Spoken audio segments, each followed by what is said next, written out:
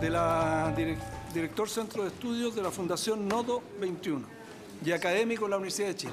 Gracias. Así que bueno, al igual que Andrea, gracias por venir a la comisión, por asistir y por entregarnos su opinión.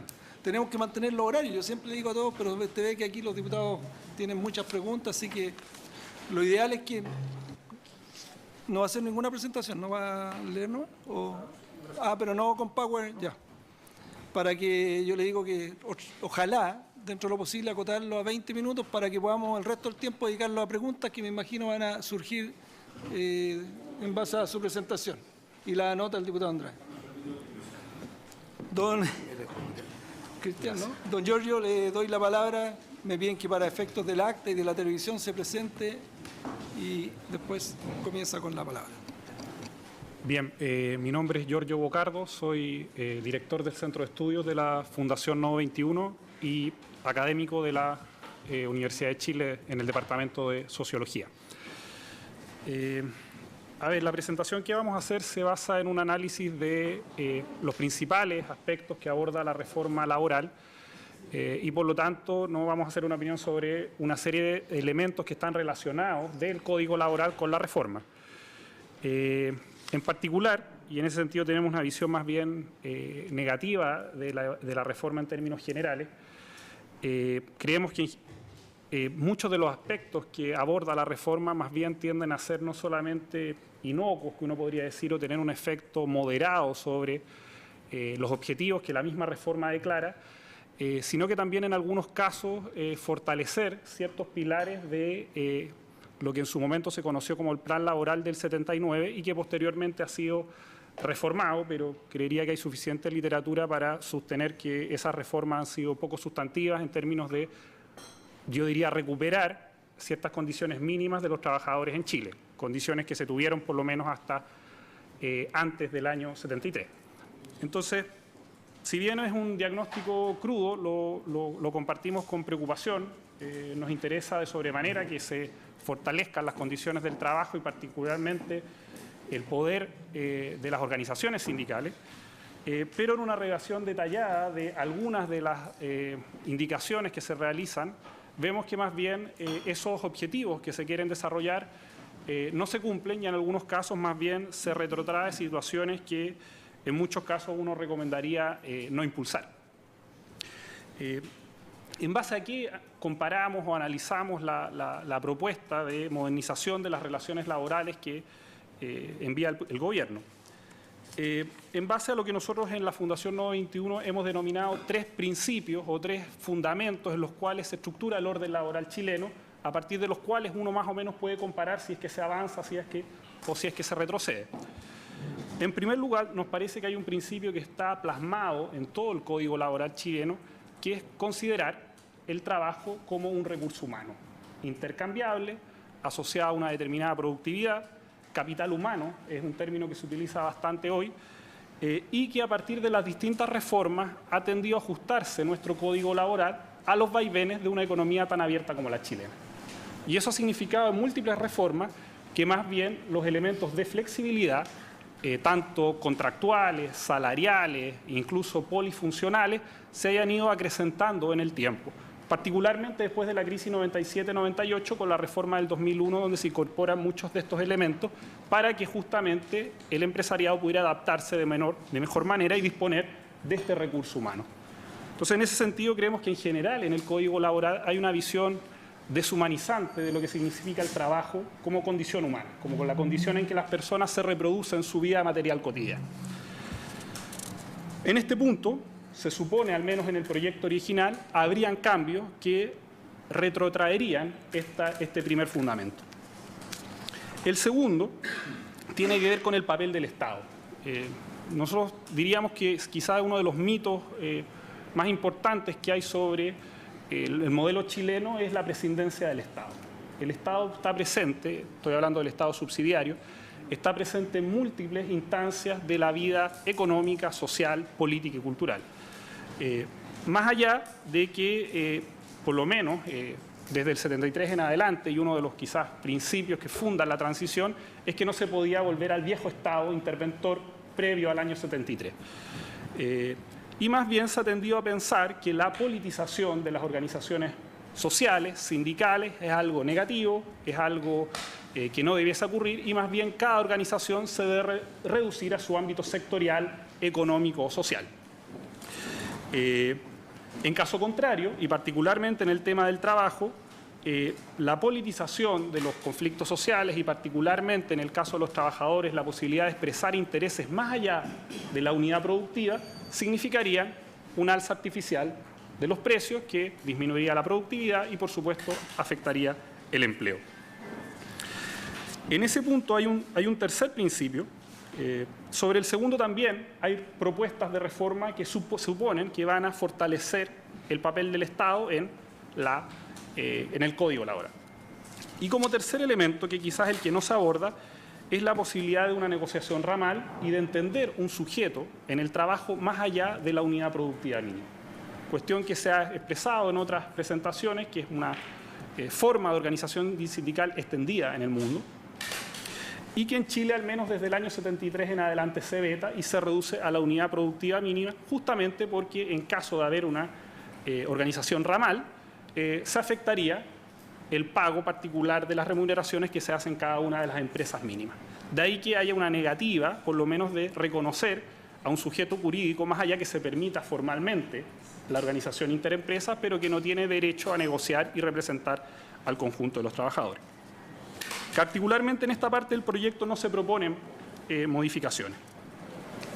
Ahora, sobre eso nos parece algo a considerar al momento de analizar este proyecto y que se dice en el discurso presidencial. Una reforma laboral tiene que recuperar aspectos de la democracia social y también aspectos de la democracia política. O sea, la participación de los trabajadores y la organización de los trabajadores supone una mayor participación en la vida social. Y por lo tanto uno debiese pensar, y esto quizás es uno de los elementos que muchas veces se considera como negativo, que una excesiva participación de los trabajadores atenta contra la gobernabilidad, contra la economía, contra el crecimiento, contra la democracia. Cuando una sociedad debiese promover la participación de los grupos organizados en la redistribución de los ingresos, como también la proliferación de intereses políticos y sociales. Y en ese sentido nos parece que el ejercicio pleno de los derechos del trabajo no solo son fundamentales para una redistribución de la economía, que sabemos que Chile es uno de los países más desiguales del mundo, sino que también una forma de participar en la vida democrática y política. ¿Qué duda cabe? Si es que no hubiese habido una movilización estudiantil, probablemente no estaríamos hablando de educación en Chile. ¿O qué duda cabe? Si es que no hubiese habido una movilización por Hydro y CEN, no estaríamos hablando probablemente de los enormes efectos socioambientales que ese tipo de inversiones produce. Entonces nos parece que en términos de democracia social y de democracia política, una reforma laboral debiese fortalecer ambas.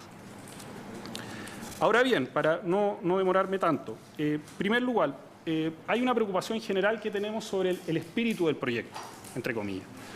Hay una serie de elementos que quizás pueden ser netamente semánticos, pero que nos parecen que incorporan una visión negativa o hay una suerte de aversión al conflicto, una suerte de aversión a la huelga. Haber incorporado elementos como que la negociación colectiva y la huelga tienen que ser pacíficas ya presupone una suerte de mala fe hacia las organizaciones sindicales. Es como que si en alguna licitación para construir una carretera o para construir un nuevo peaje pues se pusieran en las bases que los empresarios no tienen que robar parte de los fondos. O sea, presupone mala fe esta idea de que se suponga que los trabajadores tienen que movilizarse pacíficamente. Son totalmente innecesarias, pero de cierta forma exudan una desconfianza del proyecto hacia los instrumentos legales que tienen los trabajadores, como son la huelga. Dos ejemplos adicionales: una mayor criminalización de los trabajadores al incorporarle una serie de elementos también de acusaciones verbales que podrían recibir o suponer que se va a caer en violencia física, cuando ya nuestra ley tiene suficientes elementos para regular ese tipo de situaciones que no correspondería incorporarlas en un código laboral. O sea, también se supone un cierto comportamiento a priori que van a tener los dirigentes sindicales que habría que a priori sobreregular.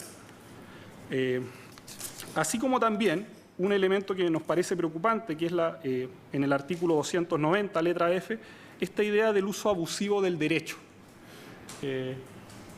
que además son palabras, conceptos sumamente amplios, que dan lugar a que se fortalezca una sobrejudicialización del conflicto.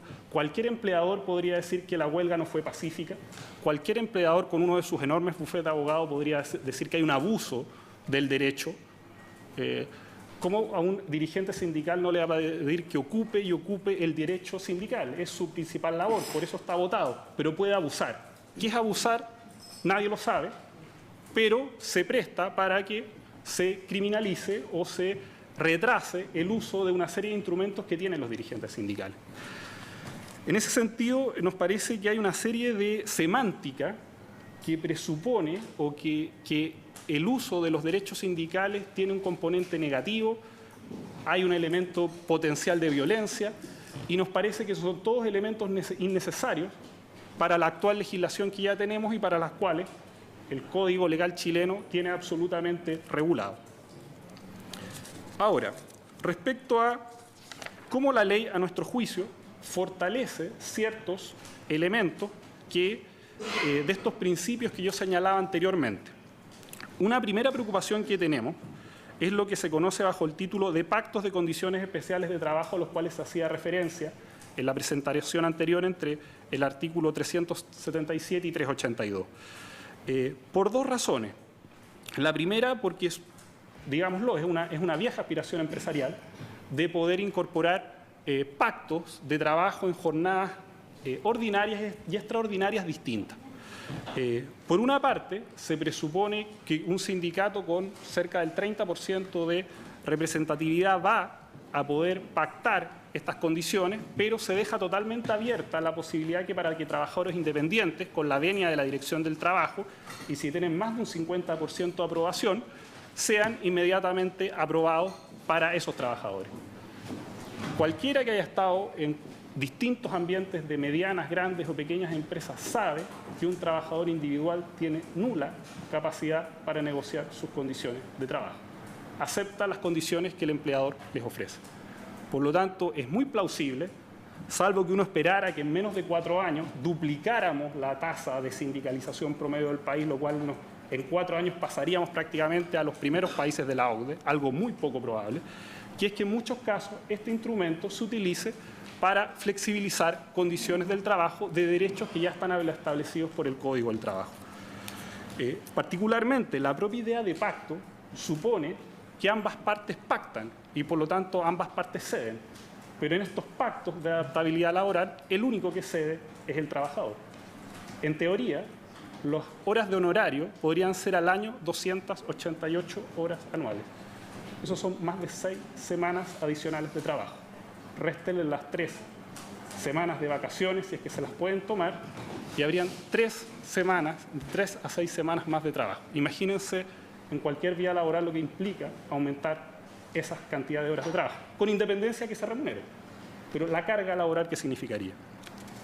Nos parece sumamente preocupante este plan de pacto de condiciones especiales de trabajo, y si fuesen efectivamente pacto, uno podría suponer que, bueno, también se podrían pactar las cuotas de productividad de la empresa, se podrían pactar los ritmos de trabajo, las ventas de la empresa, las formas de organizar el trabajo, pero solamente se pactan condiciones del trabajo. De pacto tiene bien poco, y más bien creemos que es una puerta para intensificar los grados de flexibilidad laboral que ya en Chile son elevados. Segundo, ¿cómo el proyecto fortalece o no el papel del Estado en el trabajo? Que es una de las discusiones que más se ha mantenido. Nosotros creemos que en general el sistema de negociación colectiva chileno y los mecanismos de huelga legales que existen están extremadamente regulados, al punto que prácticamente las organizaciones sindicales no tienen espacio para definir de forma autónoma el qué hacer y el qué no hacer. Tienen el día que inician la huelga, cuántos días tienen que esperar, cuándo tiene que entrar la Dirección del Trabajo y cuánto tiempo, qué temas pueden negociar. En ese sentido, nos parecen que hay 2 medidas preocupantes que pueden entorpecer todavía más el ejercicio del uso de la huelga legal. La introducción de la mediación forzada, que puede ser incorporada a petición del propio empleador, lo que nos haría pasar de 3 a 5 días adicionales donde duraría esta mediación, a 8 días la duración de la huelga, o sea, previo a la huelga, lo cual, por supuesto, tiene un elemento desmovilizador, un elemento que dificulta que los propios trabajadores y sus organizaciones sindicales sostengan la huelga. Y segundo, los mecanismos de servicios mínimos universales, cuya amplitud de definición que han sido establecidas prácticamente permite de forma implícita el reemplazo de trabajadores que se prohíbe en otra parte del proyecto laboral. Cuestión que nos parece razonable, que podría ser visto como un avance, un reemplazo efectivo, no reemplazo efectivo de trabajadores de huelga bajo ningún evento, lo cual en ese sentido podría ser un retroceso de la antigua ley que permitía comprar efectivamente los trabajadores que podían ser reemplazados a partir de un bono para el sindicato, pero es tan amplia la posibilidad de incorporar los servicios universales mínimos que prácticamente cualquier empresa podría arguir que efectivamente están siendo afectados sus servicios mínimos y el sindicato tendría que proveer de trabajadores para cumplirlo. No son los servicios mínimos que propone la OIT, es un concepto bastante más amplio y nos parece que esa amplitud prácticamente anula el avance que hubiese significado el fin del reemplazo a huelga. Entonces, en ese sentido hay un entrampamiento que incorpora un tercer elemento que nos parece preocupante en el artículo 364, que señala que se podrán reanudar las faenas en caso de huelga cause daños graves a la salud, al abastecimiento de bienes o servicios de la población, a la economía del país, a la seguridad nacional, y un tribunal de letras, ya no la Presidencia de la República, podrá definir si efectivamente se reanuda la faena, lo cual, además de eliminar el uso del ejercicio de la huelga, también es un concepto tan amplio que parecería que cualquier empresa podría recurrir al tribunal porque algunos de estos elementos que el proyecto señala podrían verse en peligro. Uno no puede dejar de recordar la paralización de los trabajadores portuarios al leer este artículo y la imposibilidad que esos trabajadores portuarios pudiesen ejercer su derecho a huelga como una unión portuaria gracias a esta modificación que se está haciendo y además con la consiguiente responsabilidad que se traslada de la Presidencia de la República con todo el costo político que tiene la intervención de esta hacia un tribunal de justicia que puede sancionar a favor o en contra. Eso además de estos elementos que hemos señalado que incorpora un elemento adicional de judicialización de la huelga legal. O sea, prácticamente los sindicatos van a tener que ocupar todos sus fondos en tener unos staff de abogados que les permitan ir sorteando cada una de estas trabas que coloca el proyecto. Respecto al tercer principio, nos parece que ya se ha sido señalado, no hay ninguna introducción sustantiva respecto a la posibilidad de tener negociación ramal. Y para ir finalizando, respecto al corazón de la reforma, porque también hay que ser justos en términos de su evaluación. En principio, la reforma no se propone modificar de forma estructural ninguno de los pilares del modelo heredado. Nuestra preocupación inicial no es que no haya intentado no modificarlo, cuestión que de principio se sabía por cómo se anuncia el proyecto, sino que más bien porque algunas de las medidas que se supone dice ayudar a disminuir ciertos problemas, a nuestro juicio las agrava. Ahora, respecto al corazón de la reforma fortalece la acción colectiva de los trabajadores al interior de la empresa, que es donde al menos se situó la discusión de estos días, que es en el discurso de la Presidenta y la Ministra del Trabajo uno de los principales móviles que la anima. El proyecto señala que los sindicatos serán titulares, que era la discusión que se tenía recientemente, y que no serán sometidos al reemplazo de los puestos de trabajo, cuestión que podría considerarse progresiva, pero que producto de la incorporación de la mediación forzada y de los servicios mínimos universales, inhibirá la principal herramienta de negociación que tienen los trabajadores para equilibrar las relaciones con el capital, a saber, la paralización de la producción. Quiero dar 3 ejemplos donde los hechos demuestran la efectividad de formas que hoy día la ley no permite para los trabajadores. La negociación de los trabajadores del Estado, que pese a todas las prohibiciones que supuestamente tienen, funcionan prácticamente como una negociación por rama a nivel municipal o a nivel sectorial completo. Y son bastante efectivos en su negociación. Cuando uno considera a los trabajadores del cobre, por cada día que paralizan la faena, los bonos de término de conflicto aumentan considerablemente, que es efectiva la paralización efectiva de la faena. Y los trabajadores portuarios, que son un caso histórico pero atípico, en los cuales una unión portuaria de diferentes puertos se organiza interempresa y logra obtener beneficios para los trabajadores. O sea, En los hechos justos, las negociaciones que están prohibidas por ley son las que tienen más efectividad en términos de mejoras sustantivas para las condiciones de trabajo. Esto sin considerar que todavía son medidas que benefician a una porción limitada de los trabajadores. Recordemos que la cantidad de empresas que tienen menos de 8 trabajadores o aquellas que por distintas razones, por ley, tienen prohibición de ejercer el derecho de huelga, hacen que finalmente esta ley o este proyecto de ley, tal como está establecido, tenga un impacto limitado.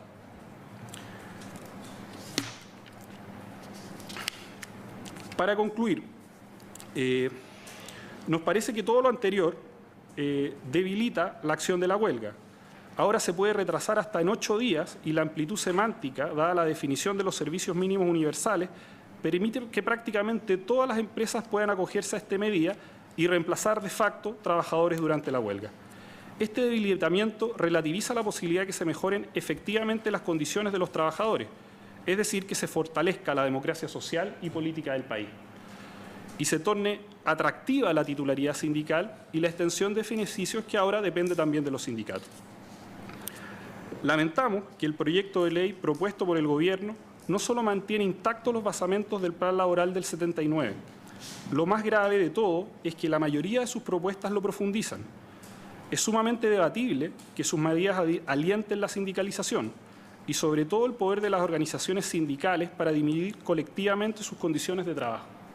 Vemos con preocupación la mayor judicialización de la vida sindical, porque en última instancia atenta contra la libertad sindical.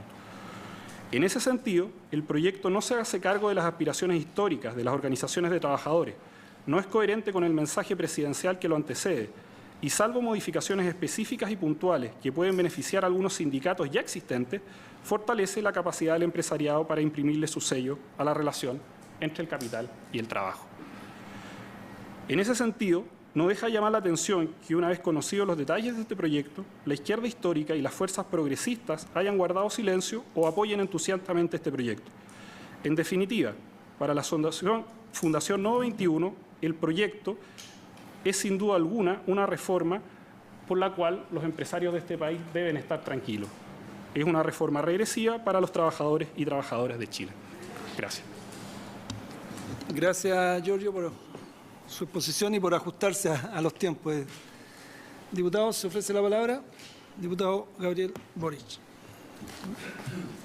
Tengo una pregunta, Giorgio, a propósito de la exposición anterior, en que tú planteas algo desde la Fundación que es totalmente contrario a lo que planteaba Andrea Repetto, que tiene que ver con los pactos de adaptabilidad. Andrea Repetto defendía la idea de que los pactos de adaptabilidad eran esenciales en el contexto de la reforma para incrementar la productividad. Tú planteas justamente lo contrario. O sea, no justamente lo contrario, sino dices que los pactos de adaptabilidad en el fondo consagran más bien un deseo empresarial y dejan en mayor indefensión a los trabajadores y apuntan hacia mayor flexibilidad, sin un contrapeso. ¿Crees tú, en base a lo que has estudiado, que hay alguna posibilidad de incorporar algún tipo de negociación respecto a la duración de la jornada o a otras materias que se incluyen en los pactos de adaptabilidad? ¿O sencillamente cualquier inclusión de alguno de estos puntos sería negativa desde tu punto de vista para los trabajadores? Giorgio, tiene la palabra. A ver, respecto a los pactos, uno podría pensar que es razonable que los trabajadores discutan sobre distintos ámbitos distintos a los que hoy día la limitada negociación colectiva les permite, que son principalmente remuneración. Y uno podría pensar también que es razonable que los trabajadores discutan sobre cuánto tiempo quieren trabajar en términos continuos, cuántas jornadas de descanso pueden tener. Y en sí mismo, un pacto de adaptabilidad no es negativo si es que se pueden discutir muchas cuestiones sobre las condiciones de trabajo. Nosotros vemos dos problemas principales. Uno que tiene que ver con lo siguiente, que por tiempo no lo había señalado. No es la única razón de por qué hoy día el sindicalismo chileno es débil por el código laboral que se tiene. Es una de las razones, pero no es la única. Hay que considerar que en Chile hubo una profunda transformación productiva, que los sindicatos fueron fuertemente desarticulados, que no había una renovación importante del mundo sindical y muchos también de los partidos de la izquierda han renunciado a repensar el sindicalismo chileno. Por lo tanto, reducir el problema de la fuerza sindical única y exclusivamente a la ley nos parece que es un error. Ahora, dicho eso, el contexto actual de debilidad del sindicalismo chileno presupone que un pacto de adaptabilidad, donde una buena parte de la realidad, si es que se aplica, va a recaer en trabajadores que no están sindicalizados y en otros casos reducidos, sindicatos que puedan representar a un 30% de los trabajadores, va a tender a fortalecer la flexibilidad. Aquí se habla bastante de la productividad, que puede ser una preocupación razonable, pero yo creería que Chile en los últimos 25, 40 años más bien, ha sido su principal preocupación. Se han dado distintos e innumerables estímulos para fortalecer la productividad. Se dieron en los 80, se han dado en los 90, las políticas de concesiones. O sea, si hay un grupo que ha tenido privilegios para fortalecer la productividad, ha sido los grupos empresariales a partir de la acción estatal. Y yo creería que es el momento de pensar en el otro lado de la moneda también. Y en este momento, si uno incorpora una adaptabilidad laboral en la situación actual que tiene el sindicalismo chileno, en una gran mayoría de los casos, esto va a significar fundamentalmente flexibilidad. Quizás en una minoría particular puede que hayan algunos sindicatos puntuales, en algunos sectores donde tienen poder sindical, donde se pueda discutir razonablemente sobre duración de la jornada. Pero como es una ley o es un artículo que tiene una aplicación general, nuestra impresión es que va a tener más costos que beneficios para los trabajadores. ¿Puedo agregar una última una última pregunta? Sobre el tema, entiendo el punto, sobre el tema de los servicios mínimos. Tú planteaste que los servicios mínimos actúan como contrapeso a lo que podría ser un avance del proyecto, que es el reemplazo, el fin del reemplazo en huelga. La OIT tiene doctrina respecto a los servicios esenciales. Acá estamos hablando de servicios mínimos universales, la OIT habla de servicios esenciales. Quiero saber si es que en tu posición, lo que se ha investigado en el centro de estudio, ahí, porque acá se definen los servicios mínimos como aquellos que permitan atender las operaciones indispensables para evitar un daño actual e irreparable a los bienes materiales, instalaciones e infraestructuras de la empresa o que causen grave daño al medio ambiente, un daño a la salud de los usuarios de un establecimiento asistencial o de salud. ¿Hay alguna definición? Ok, esta es la que se ve en el proyecto, pero la definición de la OIT de servicios esenciales u otra definición de servicios mínimos, ¿puede ser razonable o cualquier legislación sobre servicios mínimos te parecería un contrapeso negativo a la posibilidad de terminar con el reemplazo en huelga? A ver, me parece que la definición de la OIT es mucho más restrictiva y mucho más clara en términos de lo que se entiende por servicios mínimos, vinculados a salud, vinculados a defensa nacional, vinculados a problemas que son más bien propios de un peligro efectivo que puede generar la suspensión del servicio o un daño irreparable por temas también muy específicos a la infraestructura de la empresa.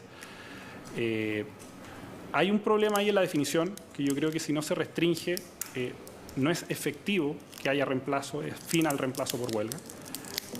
Y el segundo tema que me parece preocupante es quién define esos servicios mínimos, porque al quedar al arbitrio de la negociación entre el sindicato y la empresa, de no haber acuerdo, esto puede pasar a otros ámbitos donde se sale del ámbito de la empresa. Entonces nos parece que nuevamente esta judicialización termina porque sean probablemente los propios tribunales los que terminen definiendo qué son los servicios mínimos.